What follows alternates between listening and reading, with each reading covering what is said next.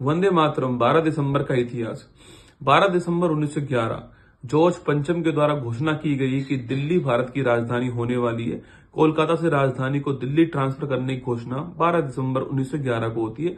दिल्ली राजधानी 1912 के अंदर बनती है। जॉर्ज पंचम यहाँ पर दिल्ली दरबार में आए हुए थे और आप सभी जानते हैं कि उस समय भारत के अंदर जो होर्डिंग सेकंड है उनका कार्यकाल था, ये आपको ध्यान रखना है। तो दिल्ली राजधानी होगी, ये घोषणा कब होती है? 1911 में होती है।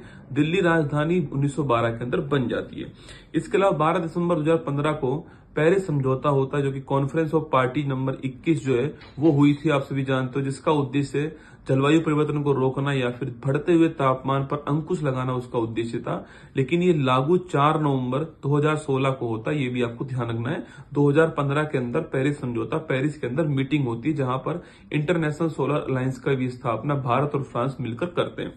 इसके अलावा रजनीकांत, जिनको आप रजनीकांत के नाम जानते हो, सुपरस्टार शिवाजी राव गायकवाड़ जो है, उनका जन्म भी आज ही की तारीख को हुआ था। इसके अलावा युवराज सिंह जो है हमारे, उनका जन्म भी आज ही हुआ था। 2007 का वो वर्ल्ड कप और वो मैच आपको याद होगा जब इंग्लैंड के खिलाफ युवराज सिंह ने 6 बॉल पर 6 छक्के मार करके एक नया कीर्तिमान स्थापित किया था। तो युवराज सिंह का जन्म भी आज ही की तारीख को हुआ था, आपको ध्यान रखना है, ठीक है। अर्जुन अवार्ड ये विनर है। 1961 में अर्जुन अवार्ड की शुरुआत होती है। वहीं युवराज सिंह की जो आपकी बड़ी महत्वपूर्ण जो पुस्तक है, जो कैंसर होने के बाद उन्होंने ठीक होने के बाद लिखी है, तो वो आपको ध्यान रखनी है। The test of my life आपसे पूछ सकता है। इसके अलावा शरद पवार महाराष्ट्र के मुख्यमंत्री रह चुके हैं।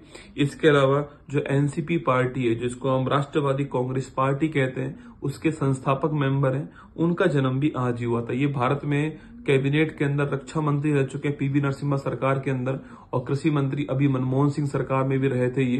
तो ये शरद पवार जो है उसके महाराष्ट्र के मुख्यमंत्री भी रह चुके हैं। इनका जन्म भी आज ही हुआ था। ये आईसीसी जो है, इंटरनेशनल क्रिकेट काउंसिल जो है, उसके अध्यक्ष भी शरद पवार रह चुके हैं। वर्तमान में जय शाह जो है उसके अध्यक्ष है। इसके अलावा मैथिली शरण गुप्त, इनका नाम आपने सुना होगा। इनका निधन आज ही तारीख को हुआ था। ये राज्यसभा के मेंबर भी रह चुके हैं। भारत का तीसरा हाईएस्ट अवार्ड पद्म भूषण इनको मिला हुआ है और हिंदी काव्य में एक महत्वपूर्ण स्थान रखते हैं। इनको काव्य चित्र का शिरोमणि कहते हैं। इसके अलावा साकेत और भारत भारती इनकी प्रमुख रचनाएं, जिनसे इनको बहुत प्रसिद्धि हासिल होती है, और पद्म भूषण अवार्ड भी इनको मिल चुका है। आपको मुझे बताना है कि गोदान, गबन, ये जो है किसकी कृति है, ये आपको बताना है।